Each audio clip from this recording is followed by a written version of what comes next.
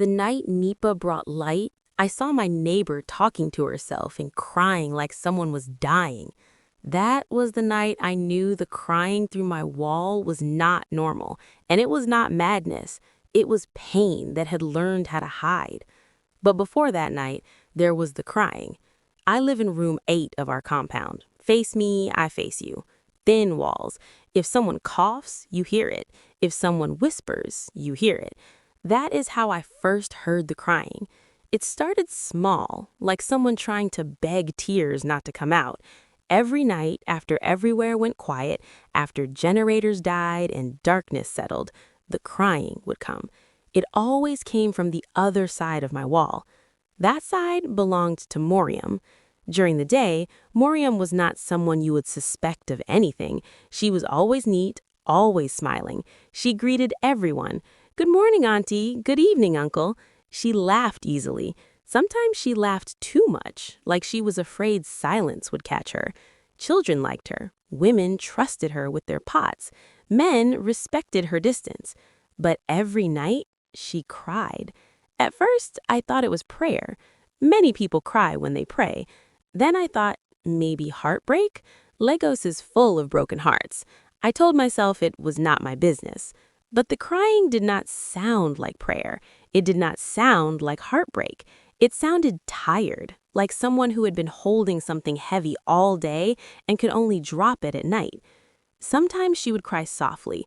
Sometimes her breath would shake the wall.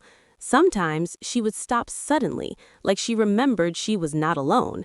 In the morning, she would come out smiling again. That confused me. One morning, I watched her sweep the front of her room. She was humming. She even danced small as she swept. I looked at her eyes. They were clear. No swelling, no redness, nothing.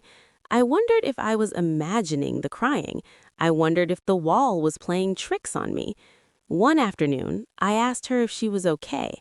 I tried to sound normal. She smiled and said, "Yes, everything is fine." Her smile did not reach her eyes, but I let it go. The crying continued. Some nights I covered my ears with pillow. Some nights I stayed awake listening. I began to count time. It always started past midnight. It always ended before morning call to prayer.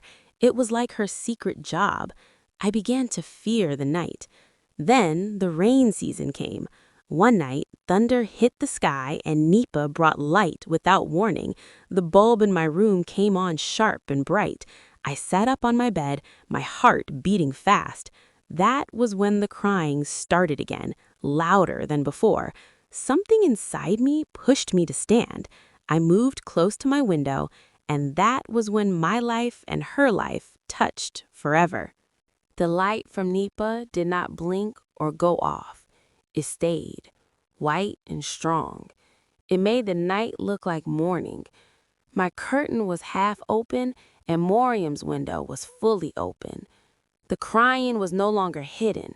It was free. It filled the space between our rooms. I stood still. My body refused to move, but my eyes refused to close. Moriam was sitting on the edge of her bed. Her back was bent forward like someone carrying heavy load on her head. Her hands were shaking. In front of her was a mirror on the floor. It was big and old. One corner was broken. The mirror was facing her like another person sitting quietly to listen. She was crying to the mirror.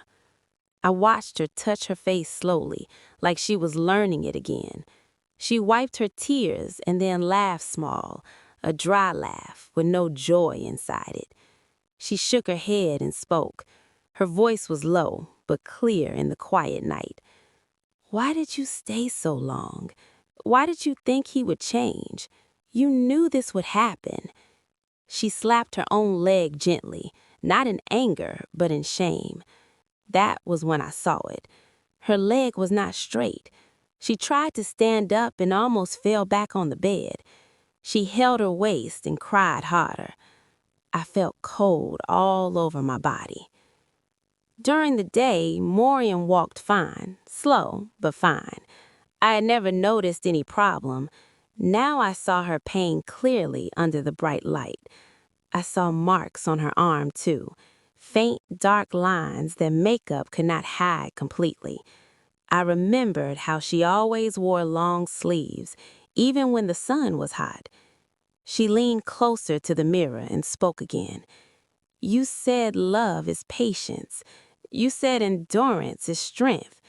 See where it brought you. Her crying became louder. She pressed her face into her palms. I could not breathe well. My chest was tight. I wanted to look away, but my eyes refused. Then suddenly, she stood up and pushed the mirror away. It hit the wall softly and tilted. She dropped to her knees and cried like a child that had lost her mother. That cry entered my bones. I stepped back from the window. My legs were weak. I sat on my bed and hugged myself. My room felt too small. The wall between us felt too thin. I now understood something heavy was living inside Moriam. That night, sleep did not come. In the morning, the light was gone. Darkness had returned to its normal place. Moriam came out of her room like nothing happened. She greeted me cheerfully. "Good morning, Zainab." She even smiled. I forced a smile back, but my eyes went to her hands, then her leg, then her face. Everything looked normal again. But I knew the truth now. That night, the crying came back.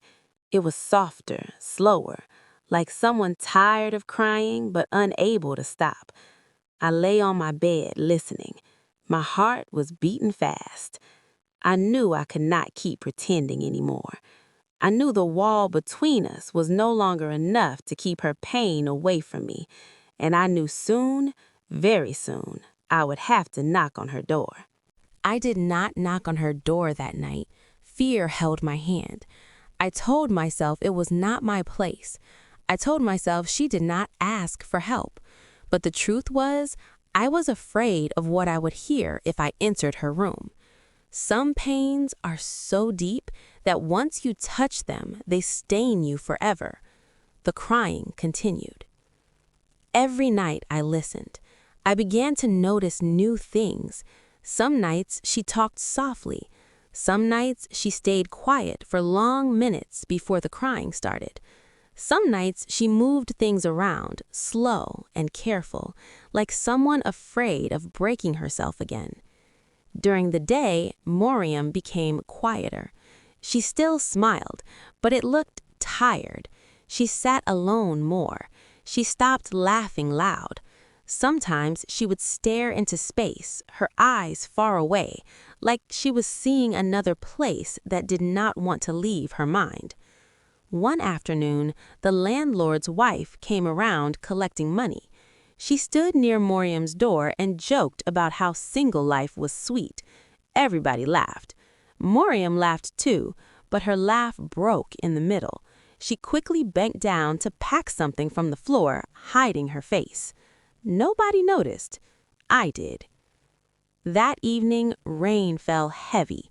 The compound smelled of wet sand and old walls. Power did not come. Darkness covered everything. The crying started early that night. It was louder. It was not careful anymore. I heard her say words between tears. "I am tired. I am so tired." Those words hit me hard. They were not many, but they were heavy. I sat up on my bed. My heart was beating like a drum. Then I heard a sound that made me stand up fast. A dull thud. Something fell. My mind ran wild. I thought she had fallen. I thought she was hurt. I thought of her weak leg and the mirror on the floor. My hands were shaking as I moved toward her door.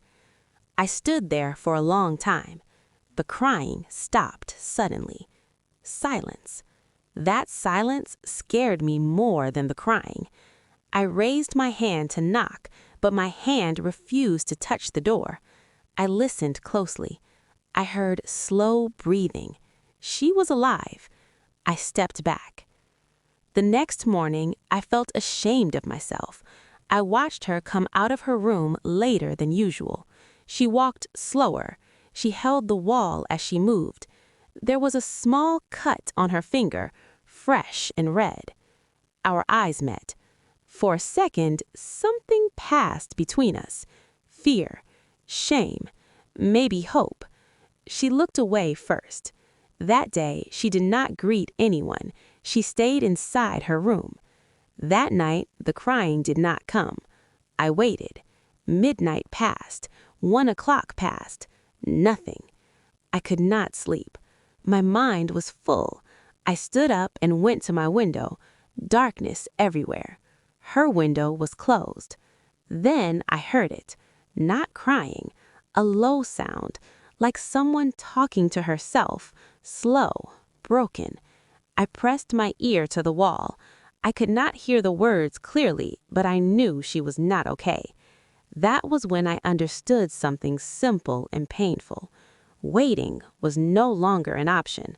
Silence could be more dangerous than tears. I sat on my bed till morning, my decision heavy in my chest. The next night, no matter what, I would knock on her door. That night, I did not wait for the crying to start. I did not wait for midnight. I did not wait for fear to talk me out of it. I sat on my bed, my heart beating fast, and I stood up before my mind could change. The compound was quiet. People were inside their rooms. The smell of cooked rice and kerosene stove still hung in the air. I walked to Moriam's door slowly. Each step felt heavy. My hand shook as I raised it. I knocked. No answer. I knocked again, harder this time. My throat was dry. I heard movement inside. A chair dragged slightly. Then silence again. I was about to turn back when the door opened just a little. Moriam's face appeared. Her eyes were red. Not fresh crying, but old crying, the type that has happened many times. She looked surprised to see me. I did not know what to say. All the words I practiced in my head ran away. I just stood there looking at her. She stared back at me. Then she opened the door fully. Her room smelled like pain balm and soap. The bulb was on. The room was clean but tired. The bed was neatly made, but the sheets looked like they had been washed too many times. The mirror I saw before was now turned to the wall. She sat on the bed. I sat on a small chair near the door. For a long time, nobody spoke. Her hands were folded on her lap. They were shaking. She took a deep breath and began to talk, slowly, like each word was hard to carry. She spoke about a man who came into her life smiling, a man who bought gifts and promised heaven, a man who changed little by little, a shout here, a slap there, apologies that always came with tears, promises that never stayed. She said people told her to endure, that marriage is patience, that love is suffering. She believed them. She spoke about the first time he broke her leg, how she fell and lay on the floor crying while he begged her to forgive him, how he cried louder than her. She spoke about nights she locked herself in the bathroom to sleep, about scars she learned to hide, about how she practiced smiling in the mirror so nobody would ask questions. As she talked, her voice shook, but she did not cry. Her eyes were dry, like the tears had finished before this night.